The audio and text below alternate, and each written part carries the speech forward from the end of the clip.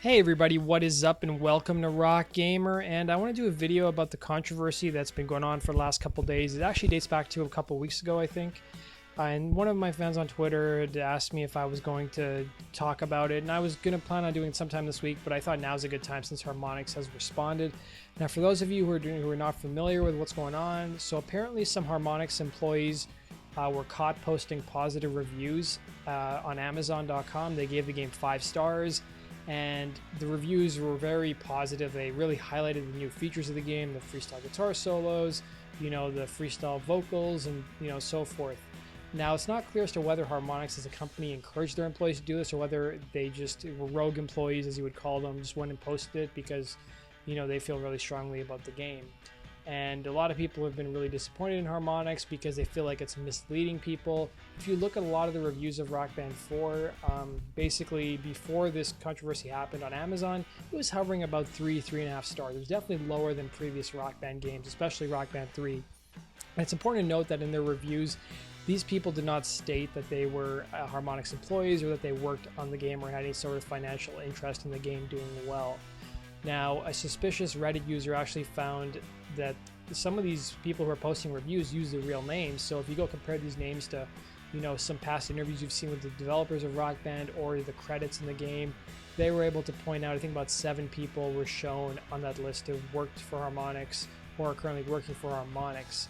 And today Harmonix confirmed to Destructoid that its employees did post the reviews, but they did believe that those reviews were sincere and without any kind of intentions or ill intentions. They also added that them as a studio, they don't believe it's an appropriate thing to do, and they've asked their employees to either identify themselves or take down the reviews. One review I did notice, one of the reviewers said that they're a first-time fan.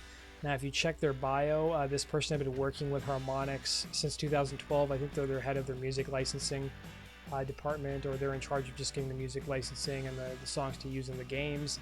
And that one raised a lot of eyebrows because people are wondering, are these actually real reviews? Because if you've been working with Harmonix since 2012, maybe they were a fan of the game before, or maybe they never played Rock Band and they were being honest. But I think that's raised a lot of eyebrows. I sort of question as to whether that's a true statement or not. But I think overall, I think a lot of companies do what Harmonix did. I'm not condoning what they did. They shouldn't have done it. But at the same time, I do believe that if you do work on something, whether it's a game or making a car or whatever it may be, I think you do have a right to have an opinion about that. But I think there's a right way of doing it and a wrong way of doing it. I think by posting on Amazon, I think it was completely wrong because it violates their terms and conditions. They say that if you have a financial interest in a particular product, you can't review it on their website. And I think Amazon's actually battling and suing some people who've been posting fake reviews on their website for different products. I think the other mistake they made is that the people who wrote the reviews did not disclose that they work for Harmonix or have any kind of financial interest in the game doing well. They read as if it's just like a normal person who, just bought the game and is enjoying it. And I think that's really wrong. As somebody who writes for a gaming site, we always disclose, whether a publisher provided us with a game to review or whether we got, to go on a press junket. That's always written because I think a lot of people have lost faith in video game journalism because of Gamergate. Getting back to my point of the right way of doing it, I think that, like I said before, that if you work on something, I think it's okay for you to have an opinion, but I think it's important you disclose it to the public.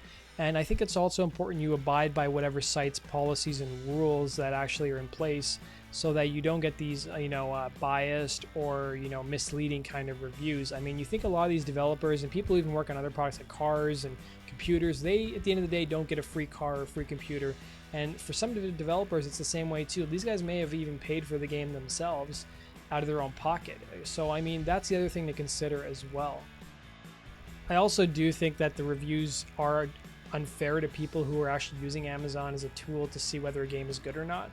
Largely because I agree with a lot of the people in the community who feel like this game was rushed. Even though I give it a good review, it's still a great game I'm having a lot of fun with.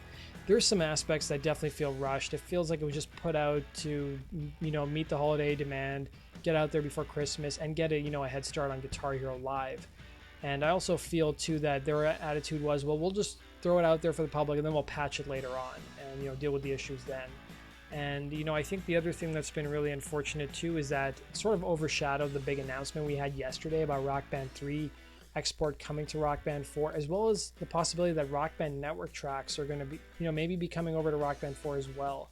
I think I looked online, there was a couple articles that mentioned it, but most of the articles, overwhelming amounts, talked about this controversy and the Amazon reviews. Closing though, while I'm still disappointed in Harmonix, I do want to give them props for coming out and addressing the issue. They addressed it within a day or so. I don't know what would have happened if it would have been one of the other big publishers who this had happened to. So if some of the bigger companies, don't want to name any people, had been having their employees go and give positive reviews to some of their games on Amazon, I don't really know if they would have handled it the same way as Harmonix. And while we know Harmonix has done a great job in terms of interacting with the community, keeping them up to date, I don't think you can really judge a person or judge a company by how they react during the good times. It's really how they react during the crisis and the bad times like we're seeing now. So that's basically my spiel on it. I want to thank you guys for listening to that. And I want to know, what do you guys think? I really want to know what's your opinion on this. Are you guys really disappointed?